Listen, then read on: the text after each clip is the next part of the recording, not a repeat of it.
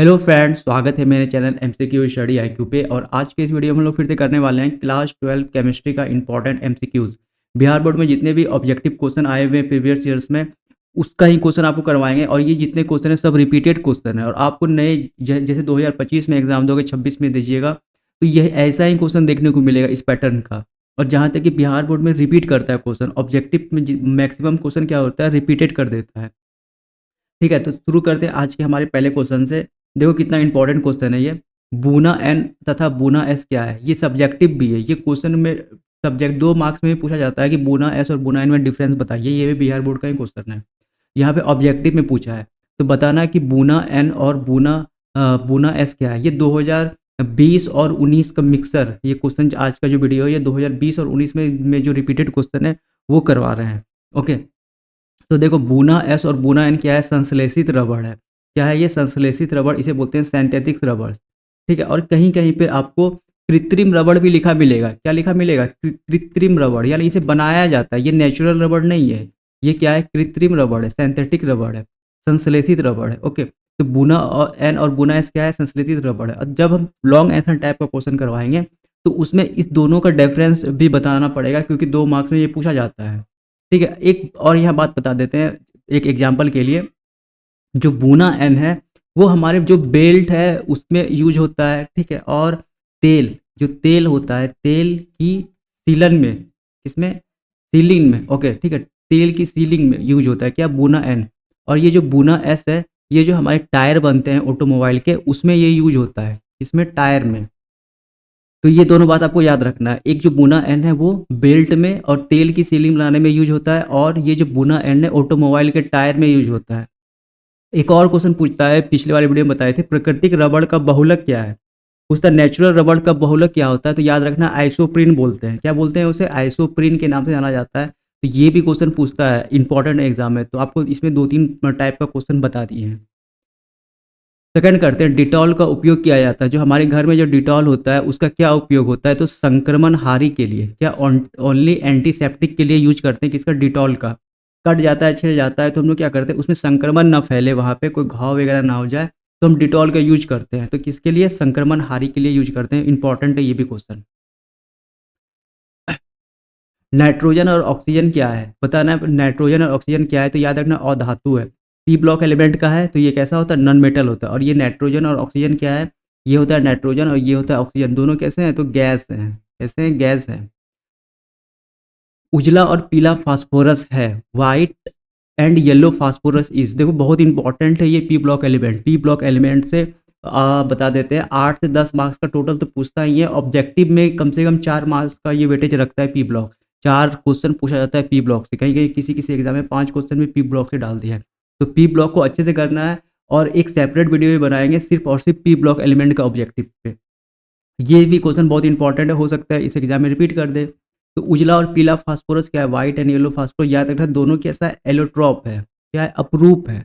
अगर पूछा जाए उजला फास्फोरस क्या होता है, इसका डेफिनेशन, इसका आपको फार्मूला पूछ दे कि बताइए उजला फास्फोरस क्या फार्मूला है, तो P4 होता है। और पीला फास्फोरस देखो इसका भी फार्मूला P4 ही होता है। दोनों का फार्मूला क्या होता है, P4 होता है। तो ये दोनों बात आपको अच्छी तरह से याद रखना है। बात करते हैं दोनों का स्ट्रक्चर। दोनों का स्ट्रक्चर भी सेम होता है। ठीक है, इस दोनों का स्ट्रक्चर कैसा होता है, तो टेट्राहेड्रल होता है। इसके पहले वाले वीडियो में भी हम बताया ये चीज़, P4 के बारे में। क्या होता है, टेट्राहेड्रल। अगर स्ट्रक्चर पूछा जाए तो ये काइट लाइक स्ट्रक्चर होता है, पतंग के जैसा। किसके जैसा, पतंग के जैसा। यहाँ पे फास्फोरस फास्फोरस फास्फोरस और फास्फोरस, 4 फास्फोरस, P4 है ना, 4 फास्फोरस ऐड रहता है। और याद रखना इसमें 6 सिंगल बॉन्ड होते हैं। 6 सिंगल बॉन्ड होते हैं किसमें, तो P4 वाले में। ओके, और 4 लोन पेयर होते हैं। कितने होते हैं, 4 लोन पेयर होते हैं। तो ये 2-3 बात आपको अच्छी तरह से याद रखना है। और कहीं कहीं पे इसको टेट्रा फास्फोरस के नाम से भी जाना जाता है। किस नाम से जाना जाता है, टेट्रा फास्फोरस के नाम से भी जानते हैं इन दोनों को, उजला और पीला। देखो ये पीला फास्फोरस जो है ना, जब उजला फास्फोरस सनलाइट में चले जाता है, जब उजला फास्फोरस को हम सनलाइट में लेके जाते हैं तो यही पीला में बदल जाता है।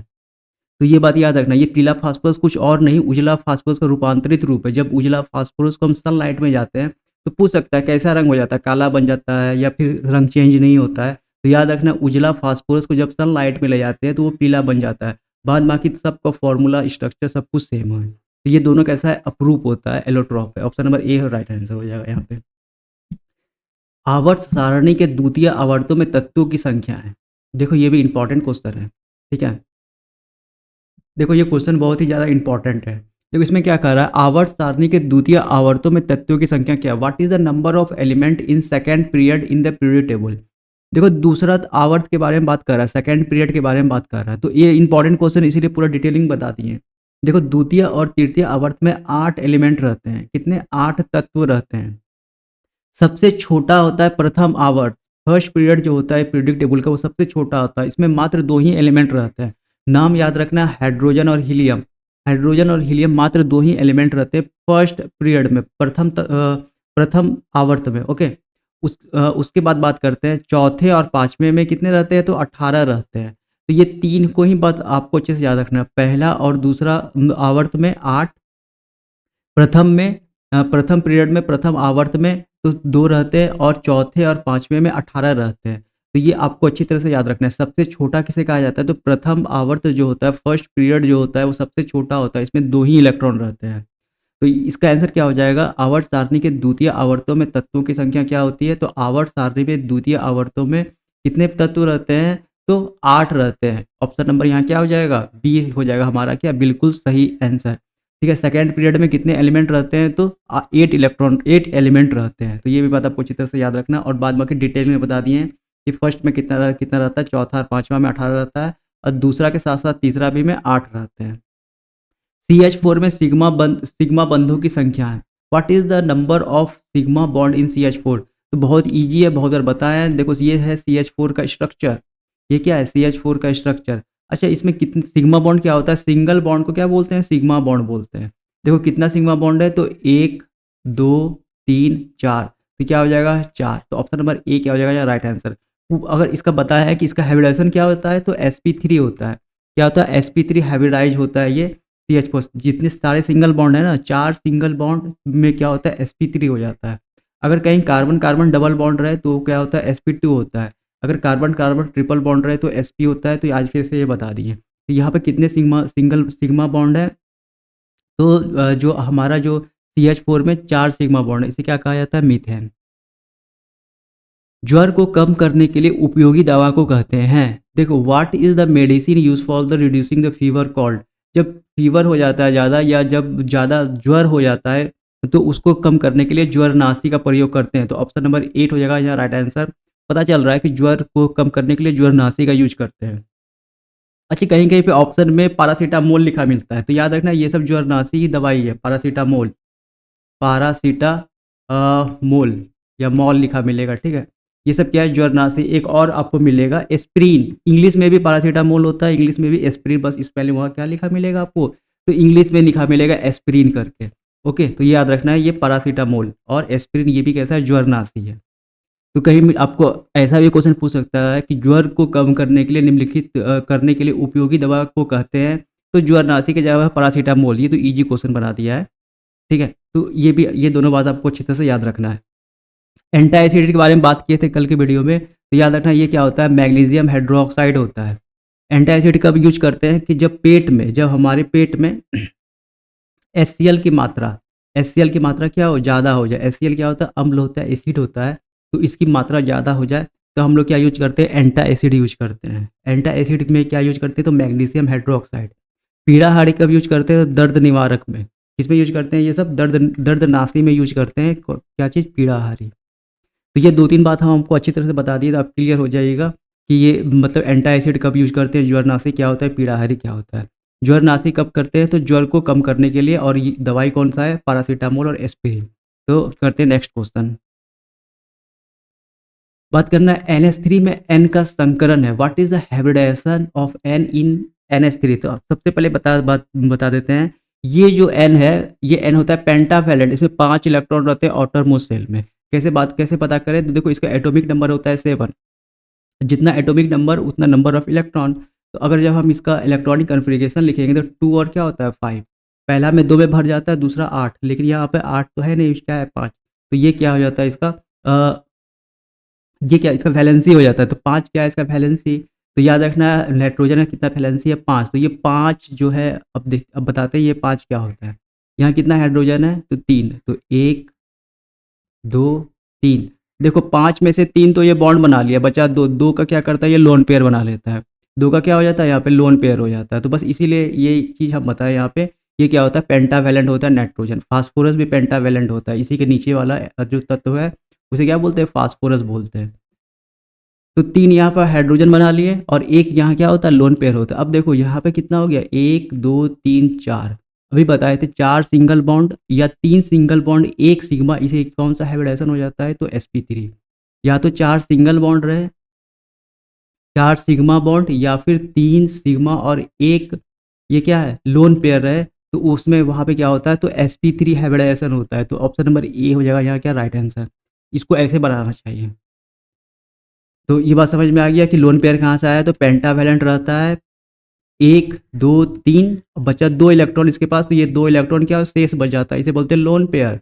और ये एक कॉन्सेप्ट होता है या तो 4 सिंगल बॉन्ड नहीं तो 3 सिंगल और 1 लोन पेयर, और वो कैसा हो जाता है? sp3 हाइब्रिडाइजेशन, sp3 संकरण हो जाता है उसमें। तो ऑप्शन नंबर ए हो जाएगा राइट आंसर।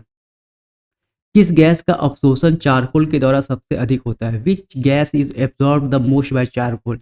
तो इसका राइट आंसर क्या होगा? Carbon monoxide. क्या हो जाएगा? Carbon monoxide. चारकोल में सबसे ज़्यादा कार्बन पाया जाता है 87% के आसपास, ठीक है। और ये जो कार्बन मोनोऑक्साइड गैस है इसे बोलते हैं दम घोटू गैस। क्या बोलते हैं? दम घोटू। ये कार्बन मोनोऑक्साइड कब निकलता है?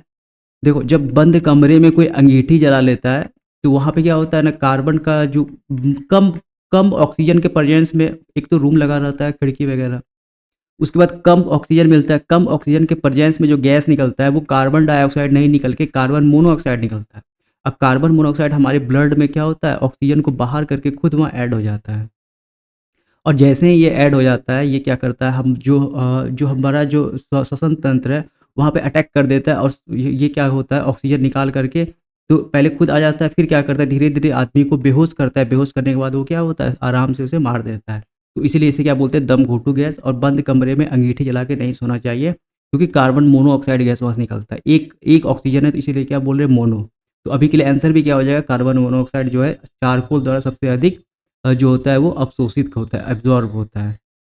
तो ये कुछ बात आपको याद रखना है। ओलियम में H2SO4 के साथ और कौन सा अवयव उपस्थित रहता है? Which other ingredient present in oleum along with H2SO4? अब देखो ओलियम का कोई अगर कोई फार्मूला किसी को पता होगा तो वो आराम से बना देगा। तो ओलियम का पहले फार्मूला बता देते हैं, याद रख लेना है। H2, ये होता है ओलियम का फार्मूला H2O7। क्या होता है? एक मिनट। H2O7, ये भी आपको याद रखना है, ओलियम का ये फार्मूला है। ओके, अब ये पूछ रहा है कि H2SO4 के साथ और क्या होता है? तो देखो यहाँ पे क्या है, 2 हाइड्रोजन। पहले यहाँ पर H2SO4 हम लिख दे रहे हैं। देखो यहाँ पे कितना है 2 हाइड्रोजन, यहाँ पे 2 हाइड्रोजन है, यहाँ पे 2, यहाँ पे कितना है 2 सल्फर और यहाँ 1 सल्फर, यानी हमको 1 सल्फर और चाहिए। तो प्लस इसमें क्या करेंगे S, यहाँ पे 7 ऑक्सीजन है और यहाँ पे 4, यानी इसमें और क्या करेंगे 4 3 7, तो SO3। तो ऑप्शन नंबर बी क्या हो जाएगा राइट आंसर। अब देखो इस दोनों को जोड़ो, तो देखो 2 हाइड्रोजन, तो क्या ये H2, क्या ये H2 मेरे पास आ रहा है, देखो 2 हाइड्रोजन, तो यहाँ पर हम क्या लिख देंगे 2 हाइड्रोजन, 1 सल्फर यहाँ 1 सल्फर यहाँ, तो H2, 4 और 3 7, तो ऑक्सीजन कितना हो गया 4। तो यही क्या है हमारा ओलियम। और ओलियम क्या होता है, तो मिक्सचर ऑफ H2SO4 और SO3, सल्फर ट्राईऑक्साइड और H2SO4 को बोलते हैं सल्फ्यूरिक एसिड। सल्फ्यूरिक एसिड और सल्फर ट्राईऑक्साइड का मिक्सचर क्या होता है, तो ओलियम होता है, जिसे हम लोग क्या बोलते हैं H2H2O7। कहीं कहीं पे इस H2H2O7 को ऐसे भी लिखता है, तो इसे आपको कंफ्यूज नहीं होना है, H2SO4.SO3। तो ये और ये दोनों सेम ही चीज़ लिखे हुए हैं। ओके, तो दोनों आपको अच्छी तरह से याद रखना है। और ओलियम का आपको फॉर्मूला याद रखना है क्योंकि ये जो बिहार बोर्ड वाले फॉर्मूला भी पूछते हैं, नीला कशिश का फॉर्मूला पूछते हैं, तो उस तरह से ओलियम का भी पूछ सकते हैं। तो ये बात आपको अच्छी तरह से याद रखना। तो ये तो क्वेश्चन पूछा ही हुआ है। देखो नेक्स्ट क्वेश्चन करते हैं। ये क्वेश्चन क्या कह रहा है, यौगिक का नाम बताइए। तो ये यौगिक है, ये मतलब आपको क्वेश्चन में दिया था कि इस यौगिक का क्या नाम है, what is the name of compound. तो ये बहुत इजी क्वेश्चन है। देखो इसका नाम होता है फिनॉल, इसे हम लोग क्या बोलते हैं फिनॉल है। अगर आपसे ये पूछ दे कि फिनॉल का पुराना नाम क्या है या फिनॉल को हम किस एक और नाम से जानते हैं, तो वो भी आपको याद रखना है। ये बहुत अच्छी तरह से एनसीईआरटी में ब्लैक कलर से इसे लिखा हुआ है। इसका नाम है कार्बोलिक एसिड। क्या है ये? कार्बोलिक एसिड जो है ये फिनॉल का ओल्ड नेम है, पुराना नाम है। अगर पूछा जाए एग्जाम में कि फिनॉल का पुराना नाम क्या है, तो कार्बोलिक एसिड। और अभी के लिए इस यौगिक का क्या नाम है? तो फिनॉल। ऑप्शन में फिनॉल ही लिखा है तो हम लोग क्या करेंगे? फिनॉल ही टिक करेंगे। अगर ऑप्शन में फिनॉल की जगह पे कार्बोलिक एसिड रहता है तो हम लोग क्या करते हैं? कार्बोलिक एसिड वहाँ पे क्या करते हैं? टिक करते हैं, क्योंकि दोनों सेम ही नाम है। अभी आईपीएससी क्या बोलता है कि आपको इसे क्या बोलना है? फिनॉल बोलना है। ठीक है? तो ये बात आपको अच्छी तरह से याद रखना है। तो अभी के लिए क्या हो जाएगा? ऑप्शन नंबर बी हो जाएगा हमारे यहाँ क्या? बिल्कुल राइट आंसर, और वो भी नाम आपको याद रखना है। पूछ रहा है H2PtCl6, ये एक कोऑर्डिनेशन कंपाउंड है, कॉम्प्लेक्स कंपाउंड है, का आईयूपैक नाम क्या है? आईपीएससी नाम पूछ रहा है, इसका क्या है? What is the IPSC name of H2PtCl6? तो बताना है इसका क्या नाम है। तो यहाँ पे देखो, हाइड्रोजन यहाँ पे दो है, और जब हम ऑप्शन में देखेंगे तो एक ही जगह पर डाई हाइड्रोजन लिखा हुआ है।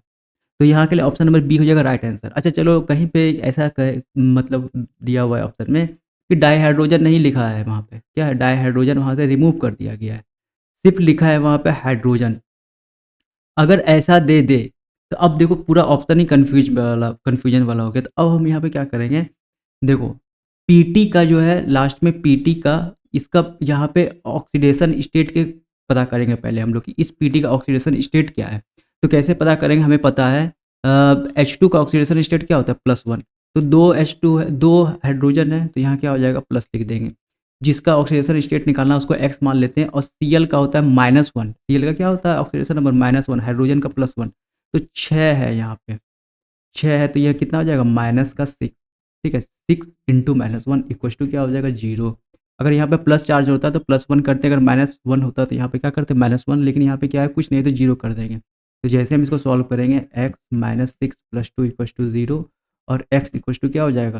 देखो, माइनस का 4, एक स्टेप और कर देते हैं, -4 = 0, इक्वल टू क्या हो जाएगा? 4, प्लस का 4। देखो, प्लस का 4 इसमें है एक, और एक यहाँ पर है। लेकिन जैसे हम यहाँ देखते हैं, यहाँ क्या लिखा हुआ है? पीटी, इसका पूरा नाम नहीं लिखा हुआ है, सिर्फ पीटी लिखा हुआ है, तो ये हमें नहीं चाहिए। चाहिए क्या? तो ये, तो ऑप्शन नंबर बी हो जाएगा राइट आंसर। लेकिन अगर ऑप्शन में सिर्फ चारों में हाइड्रोजन लगा दे तब, अगर यहाँ पे दे दे डाई हाइड्रोजन, तो सिंपल एकदम क्लियर है कि यही हमारा क्या होगा? सही आंसर होगा, क्योंकि यहाँ पे क्या लिखा हुआ है? H2 डाई हाइड्रोजन, और कहीं भी डाई हाइड्रोजन नहीं था।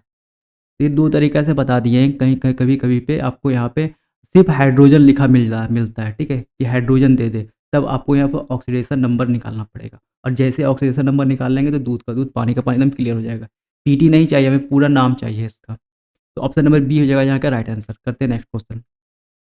बिस्मिथ का सबसे अस्थायी ऑक्सीकरण अवस्था है, the most stable oxidation state of bismuth. देखो, काफ़ी इंपॉर्टेंट होता है ये। अभी देखो, एक बात बताना पड़ेगा यहाँ पे।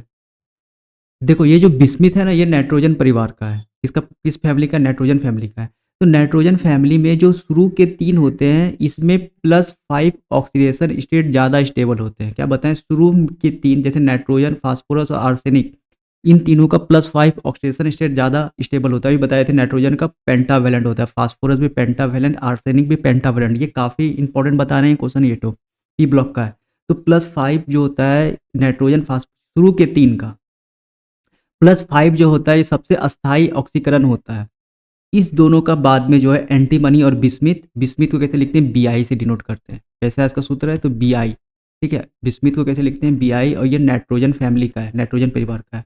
ये दोनों का जो होता है +3 होता है। अगर पूछ दे कारण कि ऐसा क्यों होता है, तो याद रखना है वहाँ पे कि अक्रिय युग्म के प्रभाव के कारण। इसे बोलते हैं इनर्ट पेयर इफेक्ट इंग्लिश में। क्या बोलते हैं? अक्रिय युग्म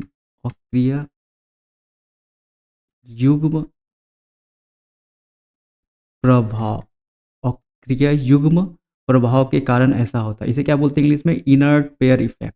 तो ये बात आपको अच्छी तरह से याद रखना है। अगर पूछ दे कि 14वां, ये देखो, ये 14 हो सॉरी ये 15 होता है। 14 तो कार्बन का होता है, कार्बन के बाद आता है नाइट्रोजन।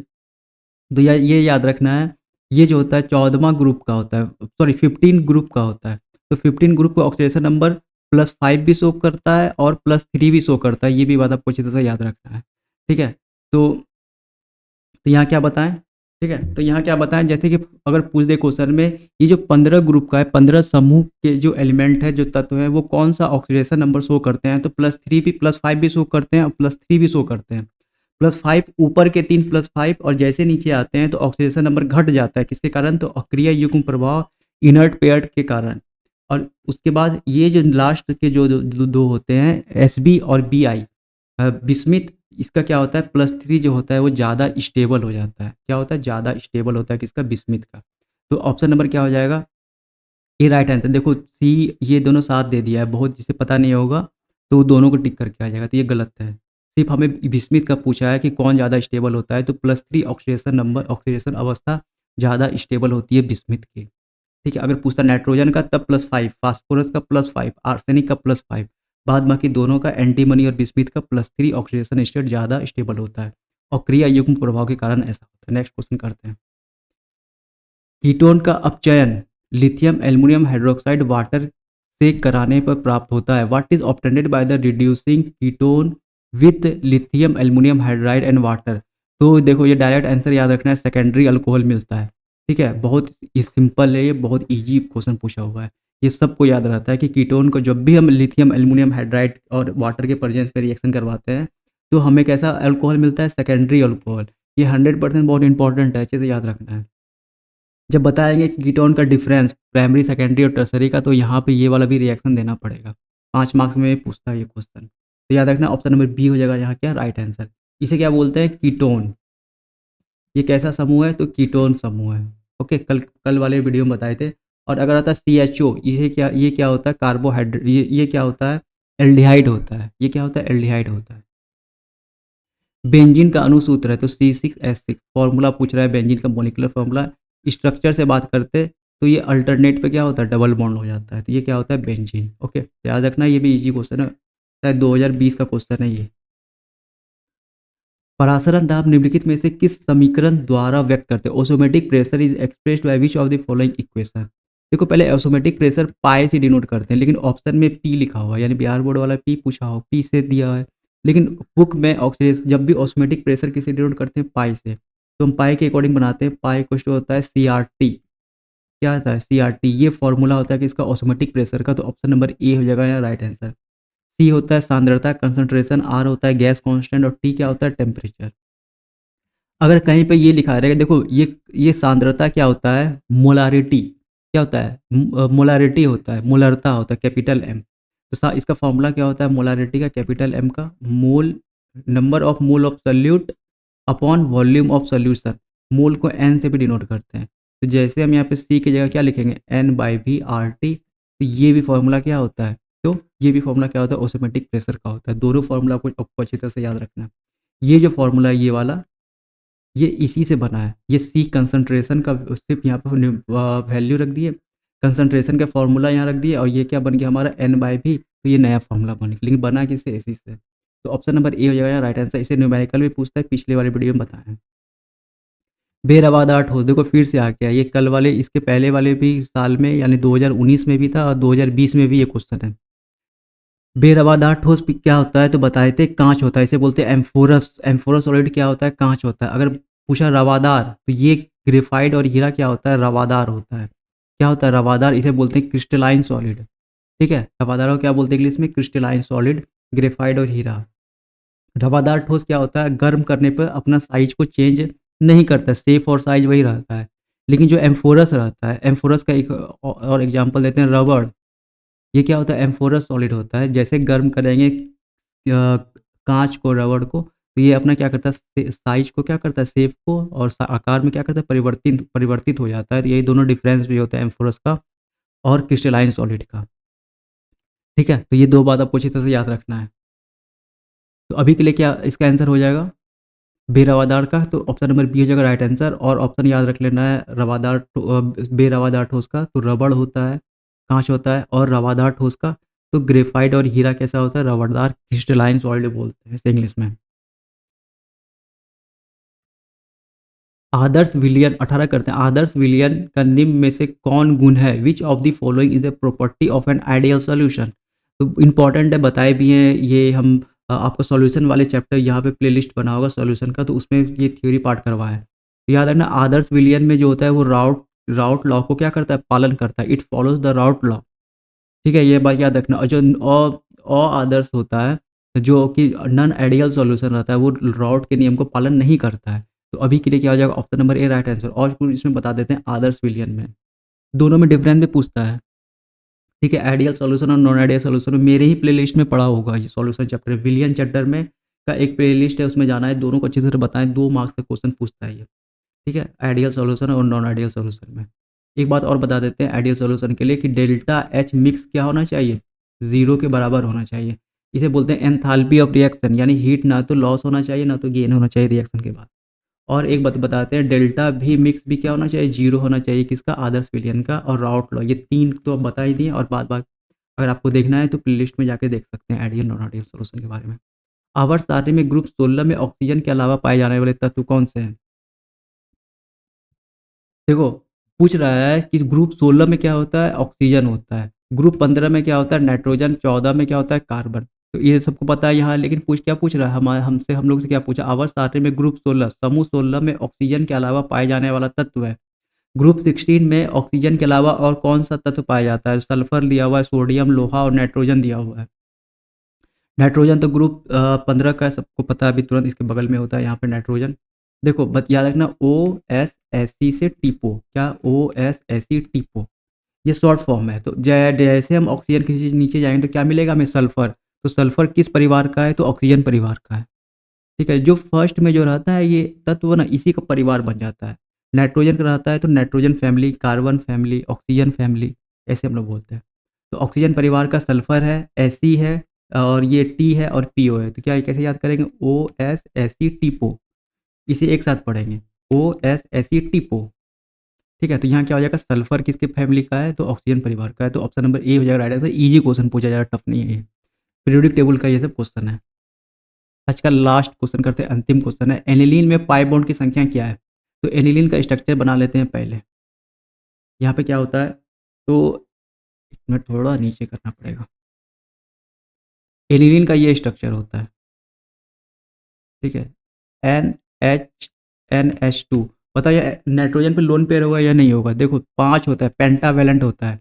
तो एक बॉन्ड इससे बना लिया यहाँ पे, तो बचा 4, 4 में से 2 हाइड्रोजन के साथ, तो अब फिर 2 बैलेंस करेंगे तो क्या बचा, यहाँ पे 2 बचा। एक यहाँ क्या होता है, एक लोन लोन पेयर का क्या होता है, जोड़ा होता है। यहाँ पे इलेक्ट्रॉन के लोन पेयर का क्या होता है, जोड़ा। तो एक लोन पेयर होगा ये, और अल्टरनेट पे क्या होगा, डबल बॉन्ड होगा। तो एक डबल बॉन्ड यहाँ, एक यहाँ और एक यहाँ पे। अब बताना है यहाँ पे किस, क्या पूछ रहा है, पाई बॉन्ड। पाई बॉन्ड क्या होता है, पहले सिग्मा बनता है फिर क्या होता है, पाई बनता है। अगर यहाँ पे पूछे कि बताइए इसमें पाई बॉन्ड कितने हैं, तो हम लोग क्या बोलेंगे, 3 पाई बॉन्ड नहीं है, यहाँ पे 2 पाई बॉन्ड है। एक सिग्मा, पहले सिग्मा बनता है फिर 2 पाई बनता है। अभी यहाँ पे पूछे कितने नंबर ऑफ पाई बॉन्ड हैं, तो हमें क्या बताएंगे, 1 पाई बॉन्ड है। तो जब भी पाई बॉन्ड बनता है सबसे पहले एक सिग्मा वहाँ मौजूद होना ही चाहिए। ठीक है, अब यहाँ बात करते हैं, देखो यहाँ पे ये पाई बॉन्ड का जोड़ा है, यहाँ यहाँ पे पाई बॉन्ड है, डबल बॉन्ड है 1 2, यहाँ पे डबल बॉन्ड है 1 2, यहाँ पे क्या है 2, यहाँ पे 3 डबल बॉन्ड है, 3 क्या है, डबल बॉन्ड है। तो 3 डबल बॉन्ड है, इसका मतलब पाई बॉन्ड कितने होंगे, तो 3 होंगे। ठीक है, एक सिग्मा एक पाई, एक सिग्मा एक पाई, एक सिग्मा एक पाई। तो कितना पाई बॉन्ड होगा, 3 पाई बॉन्ड होगा। पूछा यहाँ से पूछता है कि सिग्मा बॉन्ड कितने होते हैं, तो देखो एक सिंगल बॉन्ड, एक मिनट यहाँ से ये ले लेते हैं, देखो एक सिंगल बॉन्ड, एक पाई के साथ सिंगल 2, एक सिंगल 3, एक पाई के साथ सिंगल 4, एक 5, एक यहाँ देखो ये पाई के साथ एक सिंगल 6। तो वहाँ पे अगर पूछता कि सिंगल बॉन्ड कितने हैं तो 6 हो जाते हैं। यानी अगर सिग्मा बॉन्ड पूछता कितने होते तो 6, पाई पूछता तो 3, क्योंकि एक सिग्मा के साथ एक पाई रहता है। तो ये बात अच्छी तरह से आपको याद रखना है। तो याद रखना है यहाँ पे क्या आंसर हो जाएगा, ऑप्शन नंबर 3 हो जाएगा, क्या यहाँ पे राइट आंसर। पाई बॉन्ड जब भी बनेगा सिग्मा के बाद, पहले सिग्मा बनता है फिर पाई बनता है। तो ये बात अच्छी तरह से आपको याद रखना है। तो मिलेंगे अगले वीडियो में, तब तक के लिए thank you, all the best.